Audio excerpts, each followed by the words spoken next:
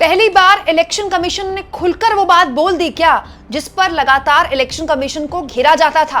आखिर पहली बार election commission ने देश की एक पार्टी के लिए इस तरह की भाषा कैसे इस्तेमाल कर ली। लोगों को यकीन कैसे नहीं हुआ कि ये बात चुनाव आयोग बोल रहा है।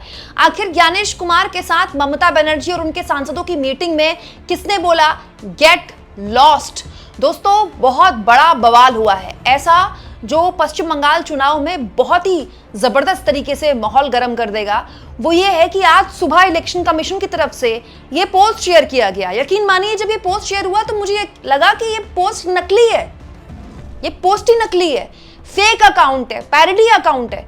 लेकिन मुझे अपनी आंखों पर यकीन नहीं हुआ जब इस पोस्ट में चुनाव आयोग ने बाकायदा ज्ञानेश कुमार की फोटो लगाकर, दोनों मुख्य चुनाव आयुक्तों की फोटो लगाकर ये कहा कि चुनाव आयोग के तृणमूल कांग्रेस को दो टूक, पश्चिम बंगाल में इस बार चुनाव भय रहित, हिंसा रहित, धमकी रहित, प्रलोभन रहित, छापा रहित, बूथ एवं सोर्स जामिंग रहित ही होंगे।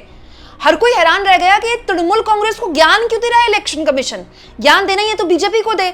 और दोस्तों, ये जो भाषा है तो मोदी जी की भाषा है, ये बीजेपी की भाषा है। दोस्तों, जैसे ये बात सामने आई, इस पोस्ट के नीचे देखिए बहुत से लोगों ने कहा कि इलेक्शन कमीशन ने मुखौटा उतार दिया, अब तो इलेक्शन कमीशन खुलेआम बीजेपी की तरफ से बैटिंग करने लगा। लेकिन दोस्तों, इस पूरे मामले के पीछे सच्चाई क्या है? दोस्तों, इलेक्शन कमीशन के साथ तृणमूल कांग्रेस की आज एक बहुत इंपॉर्टेंट मीटिंग थी। तृणमूल कांग्रेस के सांसद आज इलेक्शन कमीशन के साथ मीटिंग करने के लिए जाने वाले थे। सुबह 11 बजे तक का वक्त था। तृणमूल कांग्रेस का दोस्तों 4 सांसदों का एक प्रतिनिधि मंडल था। सुबह 10 बजे चुनाव आयोग के साथ वो मुलाकात करने गया।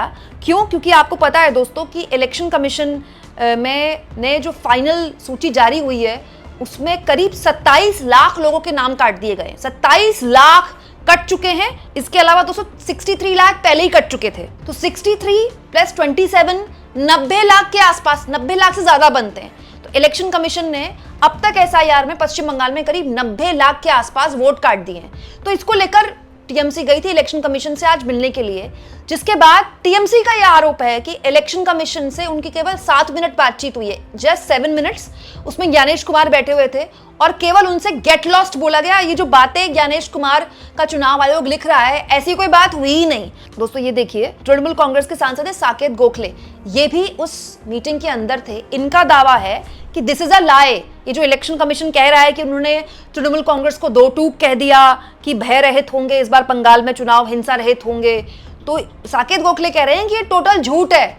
मैं भी वहां पर मौजूद था पर्सनली, ऐसा कुछ नहीं बोला है इलेक्शन कमीशन ने हमको बस ये बोला सीईसी ने, ज्ञानेश कुमार ने गेट लॉस्ट। ज्ञानेश कुमार ने टीएमसी के सांसदों को बोला गेट लॉस्ट, यहां से निकल जाओ। ये टीएमसी के सांसदों का दावा है। आगे साकेत गोखले कहते हैं हम इलेक्शन कमीशन को चैलेंज करते हैं कि वो पूरी ट्रांसक्रिप्ट जो है किसने क्या कहा उसको जारी करे। अब ट्रांसक्रिप्ट भी जारी कर सकता है, क्योंकि दोस्तों ऐसी मीटिंग्स में कौन क्या बोल रहा है ना, वो एक एक वर्ड लिखने वाला आदमी बैठता है। या फिर ऐसा हो नहीं सकता कि इलेक्शन कमीशन के दफ्तर में कैमरेज ना हो, तो कैमरेज जारी कर दे, else we'll do it. Saket Gokhale कह रहे हैं अगर इन्होंने नहीं किया तो हम जारी कर देंगे, किसने क्या कहा। तो बड़ा सवाल है कि क्या कोई वीडियो आने वाली है बातचीत की। अच्छा, बड़ा दिलचस्प है दोस्तों कि इलेक्शन कमीशन के साथ केवल 7 ही मिनट क्यों बातचीत हुई। भाई, आज सुबह 10 बजे का वक्त था, आधे पौने घंटे बैठ जाते, बातचीत हो जाती। केवल 7 मिनट बातचीत हुई और उसके बाद इलेक्शन कमीशन अपना पक्ष रख रहा है कि हमने तो तृणमूल कांग्रेस को ये बोल दिया। तो ये तो एक मुश्त बात हुई। अगर ऐसा था दोस्तों कि इलेक्शन कमीशन को अपनी बात रखनी थी, बाहर आकर प्रेस कॉन्फ्रेंस कर देते। दोस्तों, ज्ञानेश कुमार के साथ दोनों इलेक्शन कमिश्नर्स की फोटो शेयर की जा रही है। तीनों खड़े होकर इलेक्शन कमीशन के दफ्तर के बाहर 5 मिनट की प्रेस कॉन्फ्रेंस कर देते, 2 मिनट की प्रेस कॉन्फ्रेंस कर देते और बता देते कि हमने ये बोल दिया। तो होता क्या है दोस्तों, पोस्ट शेयर करना तो आसान होता है, पोस्ट शेयर करके तो आप अपनी एक बात रख देते हैं। लेकिन ये पोस्ट शेयर करना भी अपने आप में बहुत ही गंभीर मसला खड़ा हो गया है, क्योंकि लोगों को यकीन नहीं हो रहा है कि इलेक्शन कमीशन ऐसी बात कर सकता है। जैसे दोस्तों, मैं आपको कुछ प्रतिक्रियाएं दिखाती हूँ। इलेक्शन कमीशन ने एक पार्टी के खिलाफ इस तरह का पोस्ट लिखा तो लोगों ने देखिए कैसे कैसे कमेंट किए हैं। जैसे पप्पू कुमार लिखते हैं, ये समय इतिहास में याद रखा जाएगा कि कैसे एक पार्टी की जीत को सुनिश्चित करने के लिए चुनाव आयोग ने वोटों को रद्द किया। समय तो चला जाएगा मगर आपकी करतूत हमेशा याद रहेगी कि पार्टी के लिए लोकतंत्र को बर्बाद किया किसी ने। डॉक्टर शशांक नाम के यूजर लिखते हैं कि आज इलेक्शन कमीशन डायरेक्ट बात कर रहा है, मुझे अच्छा लगा, लेकिन अभी तक क्यों नहीं किया। अच्छा, ये एग्जैक्टली ये वही सवाल उठा रहे हैं जो मेरे मन में भी आया। इलेक्शन कमीशन आज कह रहा है कि हमने टीएमसी को बोल दिया कि इस बार पश्चिम बंगाल में चुनाव भयमुक्त होगा, ठीक है, रेड मुक्त होगा, छापा मुक्त होगा।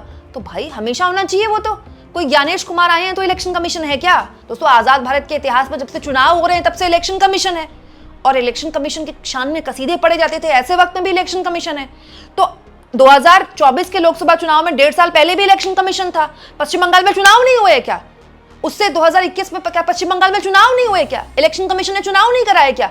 तो इसी बार के चुनाव में क्या अलग है? हमेशा इलेक्शन कमीशन को सुनिश्चित करना चाहिए कि किसी भी तरह से भयमुक्त चुनाव हो पश्चिम बंगाल में। दूसरा, अगर कहीं हिंसा होती है दोस्तों तो आपस में क्या एक ही गुट लड़ता है? दोस्तों अगर पश्चिम बंगाल में हिंसा है तो केवल एक ही पार्टी को क्या उसके लिए जिम्मेदार ठहराया जा सकता है? पूर्व में जब बीजेपी का कोई नाम लेने वाला नहीं था तो हिंसा कौन करता था? टीएमसी और लेफ्ट पार्टियों के कार्यकर्ता। अब क्या होता है? बीजेपी और टीएमसी के कार्यकर्ताओं के बीच झड़प होती है। तो क्या इलेक्शन कमीशन ये कह रहा है कि केवल एक ही पार्टी इस हिंसा के लिए जिम्मेदार है, तो हमने उन्हीं को दो टूक कह दिया है? दूसरा, केंद्र त्रिपाठी नाम के यूजर लिखते हैं, मुझे तो हैरानी हो रही है कि इलेक्शन कमीशन एक ही पार्टी से क्या कहना चाहता है। रमेश नाम के यूजर लिखते हैं, इलेक्शन कमीशन ने अपने आप को एक्सपोज कर दिया बीजेपी के सपोर्टर की तरह, ये लोकतंत्र के लिए काला दिन है।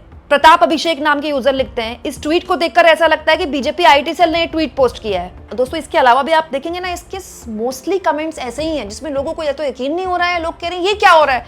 इलेक्शन कमीशन अब इस लेवल पर आ गया कि उसको एक पार्टी विशेष का नाम लेकर ये बोलना पड़ रहा है। दोस्तों डेरेक ओब्रायन ने भी यही बात बोली है। डेरेक ओब्रायन ने जैसे ही वो बाहर निकले दफ्तर से, उन्होंने यही बात बोली कि हम लोकसभा में दूसरा सबसे बड़ा दल हैं, विपक्ष का दूसरा सबसे बड़ा दल है, और हमारे सांसदों को केवल 7 मिनट बातचीत करने का मौका मिला, और उसमें ईसी ने, मतलब चुनाव आयोग ने, या फिर ये कह ले ज्ञानेश कुमार का नाम लिया इन्होंने, ज्ञानेश कुमार ने हमको बोला गेट लॉस्ट, निकल जाओ यहां से। दोस्तों टीएमसी की सांसद सागरिका घोष ने भी ये लिखा है कि टोटल झूठ है जो इलेक्शन कमीशन बोल रहा है, ऐसा कुछ भी नहीं बोला गया है। मैं भी मौजूद थी वहां पर, डेरेक ओब्रायन भी मौजूद थे, साकेत गोखले भी मौजूद थी। दोस्तों इसके अलावा मेनका गुरुस्वामी का भी नाम लिया गया कि मेनका भी यहाँ पर मौजूद थी, और हमसे केवल 2 लाइन बोली गई है। इलेक्शन कमिश्नर वैनिश कुमार, मतलब ज्ञानेश कुमार का नाम इन्होंने यहाँ पर वैनिश कुमार लिख दिया है चढ़ाने के लिए। वैनिश कुमार ने सिर्फ 2 लाइन बोली हैं। The first line, where is your authorise signatory, आपके जो ऑथराइज सिग्नेचर करने वाले हैं वो कहाँ हैं? मतलब ज्ञानेश कुमार ममता बनर्जी को शायद यहाँ पर पुकार रहे थे। दूसरा जो सबसे शर्मनाक शब्द बोले गए हैं, जो कि सागरिका घोष दावा कर रही हैं, गेट लॉस्ट, मतलब ज्ञानेश कुमार ने 2 बातें बोली हैं, एक आपके ऑथराइज सिग्नेटरी कहाँ है, 2 गेट लॉस्ट। इसके अलावा ज्ञानेश कुमार ने हमसे कुछ नहीं बोला, ये टीएमसी का दावा है। अब दोस्तों किसने किसको गेट लॉस्ट बोला और किसने किससे सिग्नेचरी मांगी है तो खैर आने वाला वक्त बता देगा दोस्तों। लेकिन इलेक्शन कमीशन ने आज इस तरह का पोस्ट करके एक ऐसा काम कर दिया है दोस्तों, इसके बाद पूरा का पूरा चुनाव ना अब बीजेपी वर्सेस टीएमसी नहीं हो गया है। अब टीएमसी इस चुनाव को TMC versus BJP plus election commissioner या फिर इलेक्शन कमीशन करेगी। अब ज्ञानेश कुमार चाहे ना चाहे वो पश्चिम बंगाल के चुनाव में एक इंपॉर्टेंट रोल प्ले करेंगे, पॉलिटिकली तो करेंगे ही कम से कम। आप इस मुद्दे पर क्या सोचते हैं दोस्तों? कमेंट बॉक्स में जरूर लिखें, और जितना हो सके चैनल को शेयर भी करें और सब्सक्राइब भी।